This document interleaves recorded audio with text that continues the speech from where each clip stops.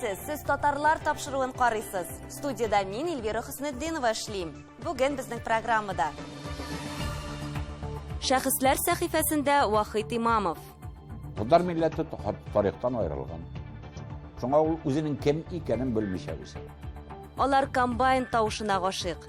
Кичкә бигрәк матур була утлар белән эшләгәндә, теге шәһәр күк яктырып торган чаклары була басуларның күңеллендә. Ул татарлар өчен янып яшәде. Allah Teala bizi şulay yaraткан бит, мені шундай миңа бәхет биргән татар булып торырга. Свердлов өлкәсе Сабан туйлары тарихы. Менә безнең Екатеринбург шәһәрендә Сабан туйлар алар 30-нчы еллардан бирле башланган дигән фикер бар. Язучы, тарихчы, җәмәгать эшлеклесе, газета редакторы. Сүзебез Вахит Имамов турында. Күпләгән тарихи романнар авторы ул, Гаяз Исхакый исемендәге премия лауреаты. 2014 елда Утлы дала дигән дилогиясе өчен Татарстан Республикасының Тукай исемендәге дәүләт бүләгенә дә лаек дип табыла. Шәхесләр сәхифәсендә милләт өчен янып йөрүче, татар тарихының ак тапларын барлаучы Вахит Имамов.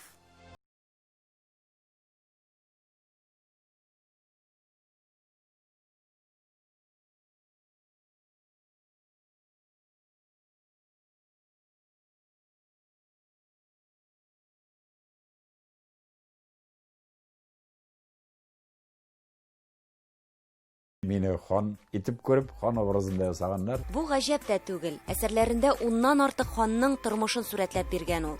Язганда тулысынча шул чорга кирип китә. Ханнар, вәзирләр образында үзе яши башлый. Нигенче кешегә әйләнә. Тарих белән кызыксына башлавы мәктәптә үк башлана. Апасы сыйныфтан тыш укырга дип бер китап алып кайткан. Бу Салават Юлаевның Степан Злобин язган романын алып кайткан, татарчага тәрҗемә ителгән. Шунда мен моның кулына романны талап алдым да 2 суткада оқып чыктым. Миндә сорау туды. Нишләп миндә андый фикер туды микән? Мен әйтәм, нишләп татарның Салават Юлаевы юксың? Нишләп безнең Салават Юлаев юк? Шул вакытта ук 10 яшьлек малай татарның үз каһарманнары булырга тиешлеген аңлап ала. Үзе укыган Актаныш районының Иске Байсар авылы мәктәбе директорына да рәхмәтле. Кичкенә Вахит Имамов бик яхшы укый, тик тәртипсезрәк була. Мәктәп директоры аны еш кына кабинетына кертеп җаза биргәли. Киштәдән китап алып укып чыгарга. Әлбәттә, моңа Вахит Имамов сөенә генә. Хәзерге заманда балаларыбыз татар тарихын белми калырга мөмкин дип борчыла. 552 елда телгә алынган без. 1552дә дәүләтне югалтканбыз. Төп-төгәл 1000 ел. Безгә ниләр 100 сәгатьләр кирәк. Институтларда укыту юк, мәктәптә укыту юк. Татар милләте тарихтан аерылган. Шуңа ул үзенең кем икәнен белмичә үсә. Максат шан ул артка чигенә белми. Бу университетка кергәндә дә күренә. Аттестатында хата белән алман теле укыган дип язылу сәбәпле кайтып китәргә туры килә. Инде 2 елдан үзлегеннән алман теле өйрәнеп, аннан имтихан биреп, Казан дәүләт университетының журналистика факультетына укырга керә. Шунда вакытта Мөхәммәд Мәгдиевка беренче повестен укыта. Ул миңа 6 сәгать вакытын бүләк итте. Инде 4 сәгать Лексия укыганнан соң университеттан соң. Яңадан еллар үткәч миңа үзе әйтте. Теге, мен бит сиңа ди вакытты, ул вакытта укты. Яз төркә каләменең кире башы белән дип әйтеп ди, әйткәндә булыр инде. Синдә, значит, мин өмет күргәнмен ди. Шуңа мин сиңа шул вакытны биргәнмен ди. Һәр сүзнең тәмен, матурлыгын тоеп иҗат итә башлый Вахит Имамов. Тәүге китабы Ир канаты була. Өмет хикәясе буенча төшерелгән фильмы телевидениеның алтын фондында саклана. Тик менә синең Мәхмүтең авылны ташлап чыгып китте дә суга баткан кебек югалды. Эзләнүчән кеше университетта укыганда үзлегеннән Пугачев күтәрелешләре турында 42 китап конспектлый. Бу аңа киләчәктә архивларда казынганда ярдәмгә килә. 12 ел Уфа, Оренбург, Уральск, Екатеринбург, Мәскәү архивларында утыра. Нәтиҗәдә 1552дән 1775 елларга кадәр милли азатлык өчен көрәшләргә багышланган китап басылып чыга. Ул бик күп телләргә тәрҗемә ителә. Тарих турында сөйләгәндә Вахит Имамовның күзләрендә очкыннар уйный. Һәр китабы докторлык диссертациясе кебек. Миңаның иң кече әсәре булып 90-нчы елларда чыккан Сәйит Батыр романы булды. Ул анда яңа бер форма уйлап тапкан иде, әдәби һәм публицистиканы бергә кушып эшләгән иде. Вахит Имамов булмаса, татар әдәбияты бик күп нәрсәгә алкан булыр иде бүгенге көндә. Халык өчен дип язабыз бит. Халык укысын өчен дип язабыз. Мен бит һәрбер китабымны күтәреп алсыннар да күккә җитсеннәр, аны бергә кебек кычкырып сөйләсеннәр дип язмыйм язганда. Бер язучы да алай дип язмый. Ул барыбер яза, халык укысын иде, күзе ачылсын иде дип. Һәр вакыт туры сүзе, кискен теле, көчле фикере белән аерылып тора. Өендә дә, хезмәт урынында да Җәлил сына. Гаяз Исхакый, Садри Максуди кебек шәхесләребезне оныттык. Милләтебезнең андый асыл уллары белән горурланырга тиешбез ди. Кайсы шәһәргә генә барма, кайсы илгә генә барма, атка атланган императорлары басып тора. Үзләренең данлыклы шәхесләре басып тора. Без татар куркабыз. Улук Мөхәммәдкә куймыйбыз, Сахиб Гәрәгә куймыйбыз, Мөхәммәд Әмингә куймыйбыз, Сөембикәгә куймыйбыз, берсенә дә куймыйбыз. Югыйсә Улук Мөхәммәд кебек хан башка бер милләттә дә юк. Кайда хезмәт итсә дә җиренә җиткереп эшли, яңалыклар кертергә тырыша. Мәйдан журналында редактор булганда 11 районга багышланган махсус саннар чыгара. Аның өчен үзе дә 100дән артык зиратка барып, кабер ташларын өйрәнә. Минзәләр районына башланган сан чыгарганда бардык. Бик бавылы документларда, энциклопедияда язылган документларда беренче тапкыр 1729 елда телгә алына. 1729 елда диелгән. Авыл халкы белән очраша башлагач әйттеләр, безнең иң борынгы зират монда булмаган. Моннан менә бер 2 километр, 3 километр ераклыкта булган беренче зират диләр. Шунда киттек. Әтегендә кабер ташына язылган. Бик бауның улы сөендек хөрмәтенә куелган кабер ташы 1657 ел диелгән. Ул менә ләззәт бирә. Менә шундый кабер ташларын табу. Ул мүкләнеп беткән кабер ташларын чистартып, елларын шуларны чыгару. Вахит Имамов Мәдәни җомга газетасында 6 елга якын редактор. Редакциягә 7нче яртыда ук килеп утыра. Халыкның зурлыгын, аның чынлыгын раслау өчен нәкъ менә тарихи материаллар, тарихи әсәрләр, романнар, повестлар кирәк, мәкаләләр кирәк. Һәм шушы юнәлештә һәр даим эзләнүләр алып бара кирәк. Менә шушы яктан Мәдәни җомга менә Аллага шөкер дип әйтергә кирәк. Нәкъ менә тарихи материаллар җәһәтеннән Мәдәни җомга күзгә күренеп байыды. Бу инде әлбәттә Вахит Имамовның тырышлыгының бер нәтиҗәсе дип аңлыйм мин. Мин Мәдәни җомга газетасында 25 еллар эшлим. Һәм гомрем буе милли темаларга бик яратып яздым. Вахит Шәйховичның газетага килгәненә 6 ел. Һәм ул нәкъ менә шушы милли темаларга әһәмият бирә. Һәм мин шушы темаларыма рәхәтләнеп язам. Фәлән конференция үтте, анда чыгыш ясады фәлән, ул шулай дип әйтте дигән мәкаләләрне мин сөймим. Чөнки аны үзе барып, үз корреспондент утырып кайткан икән, инде анда тыңлап кайткан икән. Аның үз фикере туарга тиеш. Һәм ул татар милләтен яклап, татар милләте хакына язарга тиеш язмасында. Редакция тәрәзәсеннән агачлар күренә. Вахит Имамовны да табигать авыл тарта. Шуңа да Казан уртасында 2 ел элек йорт сатып алган. Һәм әле эшлисе эшләр санап бетергесез. Мөхәммәд Мәгдиевнең бик мотор иткән сүзе бар. Кеше бер эштән икенче эшкә күчеп кенә ял итә ала. Ә менә яшелчә түтәлләре, чәчәкләр хатын патшалыгы ди. Аңа бәгърем дип кенә дәшә. Әлбәттә, бүгенге Вахит Имамовның булуында хатыны Глүзәнең дә өлеше зур. Ул язып бара, мин печатать итеп барам машинкада. Җитешәлмибез икән, икенче көнне бит мин эшкә китәм, ул эшкә китә. Җитешәлмибез икән, сәгать 3ләргә чаклы ваннага кереп утырабыз да, одеял җәеп, нигә машинкада кеше күршеләргә ишетелмәсен өчен шуны печатать итеп бетерергә кирәк икенче көнгә норманы. Менә шулай яза аннары инде кире кайтаралар икән, көчләп утыртабыз. Хатыны белән бер кыз, бер малай үстергәннәр. Улы юрист, кызы журналист һөнәрен сайлаган. Аларга таләпчән була. Балаларның мен мәсәлән әйбәт укуын теләдем. Малайны да каты тоттым, әйбәт укысын дип. Чөнки икеле алса кыйнамасам да бары сүз белән үзәгенә үтәдер имтихан. Хәзер ноклар биетә. Алар кул астында инде хәзер. Алар ни әйтсә шул. 12 яшьлек оныгы әби бабасының сурәтен кәгазьгә дә төшереп картина бүләк иткән. Менә шулай матур итеп озак еллар татарга хезмәт итеп яшәргә язсын. Эльвира Хөснетдинова, Татарлар, Казан.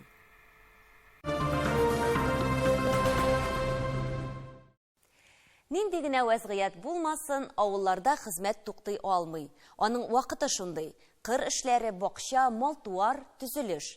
Авыр хезмәт, әмма күңелле. Авыл тормышын шунда туганнар гына аңлый һәм ярата.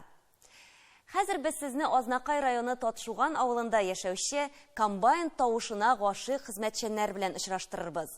Алар турында көн сайын сөйләргә, күрсәтергә кирәктер. Сүз Ләйсәнә Садретдиновага.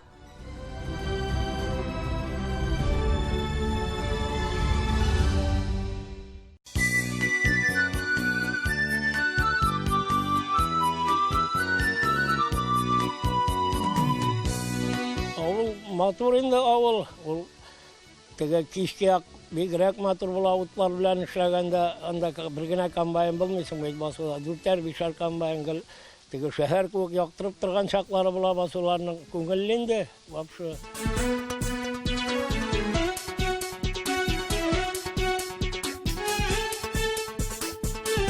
Әйе, бу авыл җырларда җырлана, шигырьләр иҗат ителә. Аның турында балалары горурланып сөйли. Ул яши. Менә хәзер без Татшуган авылының иң үзәк матур урамыннан атлыйбыз. Менә сез авылның хуҗасы буларак әйтегез әле, бүген авылыгыз ничек яши? Бүген авылыбыз заманга ияреп яши дип әйтәсем килә. Чөнки авылның аның төп байлыгы халык бит. Бүген бездә халык бар. Бүген безнең иң беренчедән авыл хуҗалыгыбыз бар. Иң мөһиме, тагын ассызыклап әйтәсем килә, игенчелек белән берлектән терлекчелек тармагы бар. Башка учрежденияларыбыз эшләп килә. Һәм менә шушы игенчелектә, кырчылыкта үзебезнең авыл халкы эшли. Үзебезнең җирле халык. 8-нче класста ишетеле дигән комбайнда салам төшерә башлаган идем. Теге ике якта ике кеше басып мәктәптә укыганда. Аннан шул комбайнда ярдәмче булдым. Аннан искатрийлар кайта башлагач, туры ярдәмче булып, аннан комбайнга утырып, иң беренче кайткан Нивага утырттылар туры. 1963 елдан Татшуганда, ул вакытта эконом колхозында хезмәт итә башлый ул. Нинди генә үзгәрешләр булмасын, эшенә, туган җиренә тугры кала. 2014 елда аңа Азнакай районының почетлы гражданины исеме бирелә. 2019 елдан Татарстан Республикасы президенты указы белән Хатип Зәки улы атказанган авыл хуҗалыгы механизаторы исемен йөртә башлый. Хезмәтеңне бәяләгәч, менә бу килгән менә бу глава Шайдуллин бик нык поддерживать иткәндә, безнең тагы бары директор менә бу нинең агрофирманың Илгиз дигән бик яхшы җегет. Ул нык поддерживать иттеләр. Бөтен бәйрәмнәргә чакырдылар, Казаннарга, анда теге республика көннәрен алып баралар инде. Рәхмәт инде аларга. Нива комбайны аның хезмәтенең башыннан. Бүген инде нинди генә куәтле техника булмасын, ул барыбер Нивасын ташламый. Саклык белән кабызып кырга чыга. Менә бу иң соңгы Нива бугай инде Алла бирсә, ягадан кайтмый булар битте. Күбешеме 55-56 ел микән инде быел шулай. 74 яшь белән барам менә хәзер. Комбайн тавышын җитсәң кирәгәр ни башы инде. Ул сиртүгелдер инде, бер нәрсә инде шулай менә гадәткә кергәнме. Сакланмый мөмкин түгел. Хатип Зәки улы хатыны белән 5 бала тәрбияләп үстергәннәр. Ике уллары да шушы авылда яшиләр. Алар да мактауга, хөрмәткә лаек, бик тыйнаклар. Карчык үлде 2007 елда, менә хәзер 13 ел була быел. Икесе Казанда, бер Сактүбәдә, икесе авылда инде, менә бер икенче малай менә Касимсот тракторында авылда эшли. Шулар инде, оныклар бар, 7 онык бар хәзер. Оныкчаклар югалып акага, булырлар да акламаслар. Bütün дөнья татарларына нинди матур теләкләр теләр идегез? Сихәтлек, сәламәтлек инде, сәламәт булсаң, барда була инде. Эшләргә кирәк, эшләмәсәң бер кайда да китереп йөрмиләр хәзерге заманда. Шул инде. Сәламәтлек татар халкына, саулык барыбызга да. Ләйсәнә Садретдинова, Татарлар, Татшуган авылы, Азнакай районы.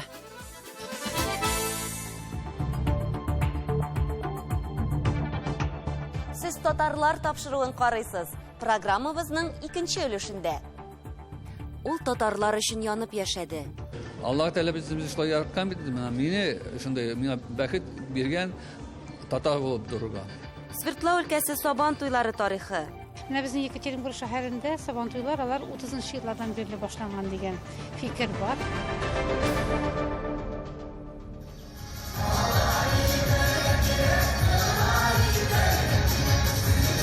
Кайгылы хәбәр. Якын дустыбыз, бар дөнья татарларына яхшы таныш, халкыбызның затлы, зыялы улы, Бүтән дөнья татар конгрессы башкарма комитеты әгъзасы, Чувашия Республикасы Комсомол районындагы сәнгать мәктәбе директоры, Чувашстан Республикасы татарларының милли мәдәни автономиясе рәисе, Чувашстан Республикасының милли эшләр буенча совет әгъзасы, Урмай Зәлидә төрки дөньяның традицион мәдәнияте халыкара фестивале директоры Фәрит Гыйбаддинов вафат. Гыйбаддинов Фәрит Абдулла улы 1959 елның 1 ноябрендә Чувашстанның Комсомол районы Урмай авылында туа. Казан дәүләт мәдәният һәм сәнгать университетында укый, мәдәният өлкәсендә эшли. 25 ел үткәрелгән Урмай моңы татар яшьләре җыры фестивален, Арт Мәдхия төбәк-ара фольклор фестивален оештыручы. Чувашия һәм Татарстанның атказанган мәдәният хезмәткәре. Без сезгә Фәрит Гыйбаддиновның 2019 елның ноябрендә узган 60 яшьлек юбилей кичәсеннән репортажны кабатлап күрсәтербез. Барлык якыннары, туганнары, дуслары татар халкының авыр кайгысын уртаклашабыз. Урының җәннәттә булсын, Фәрит. Милләтнең яшәү рәвешен өлге итеп Чувашстан татарларын күрсәтәбез. Аларның лидеры, чын лидеры бүген үзенең юбилейын билгелеге, Казанда билгеле. Монсы да бик игътибарга лаек, чөнки монда килеп үткәрү өчен дә бик күп көч кирәк һәм бердәмлек кирәк. Аларда бу бердәмлек бар, аларга уңышлар телибез. Аның шикелле кешеләрнең булуы милләтебез өчен ул бер җәүһәр, бер безнең шундый бер кыйммәтебез дип әйтергә мөмкин. Фәрит әфәнде шикелле кешеләр күбрәк булса иде. Менә Фәрит диюгә безгә Мишәр ансамбль күз алдына килә. Мишәрләр диюгә миңа Фәрит күз алдына килә. Һәр вакытта да мин алардан һәр вакытта үрнәк алам. Кеше белән аралашу буенча, коллектив туплау буенча, оештыру буенча. Алар менә бу форсаттан файдаланып, беренчедән тазалык. Тазалык, тынычлык, гаилә бәхете эшләрендә уңышлар гына теләп калабыз. Ул безнең бик зур үрнәк. Ул сәхнәгә куйган кәрәван сарай, ул шагылдырган туйлалары, ул шагылдырган авыл кичләре, ул шагылдырган сабан туйлалары, менә барсы да фольклор итеп Фәрит шуларны сәхнәгә күтәрде. Һәм ул халкыбызның менә үткәне белән бүгенгесен тоташтырды. Менә моның өчен генә дә Фәриткә баш ярга кирәк. Монда мин сизәм, халкымның үземә булган мәхәббәтен, монадан да зур бәя булу мөмкинмесең. Шуңа күрә миңа бүген бик рәхәт. Шушы дәрәҗәгә ирештегез. Кемнәргә рәхмәт җиткерәсез? Мин рәхмәтне әйтәсем килә Аллаһ Тәгаләгә һәм дә үземнең әниемә. Менә шул юлга чыга алдыңа әйтте. Мин ди рәхмәт ди атаңа, миңа шундый ир бала калдырган. Тормышымда йогынты ясады беренчеләрдән бу үземнең анам. Һәм дә инде мин бәхетле тагын там бер хатын кызга. Янымдагы минем тормыш иптәшем Багизәмә. Аллаһ рәхмәте olsun дөньяга, әни белән әтигә, шундый малай тудырганга, дөньяга китергәнгә. Әти безнең бик асыл кеше. Без әти белән әнидән үрнәк гаилә буларак алардан һәрберебезнең үзебезнең гаиләсе хәзер бар. Алардан үрнәк алып яшибез. Мин килен буларак да бик горурланам бу гаилә белән. Бабайны бик яратам. Без бик бәхетле әтинең балалары булганга. Әти менә именно безнең әти кебек булырга тиештер дип уйлыйбыз.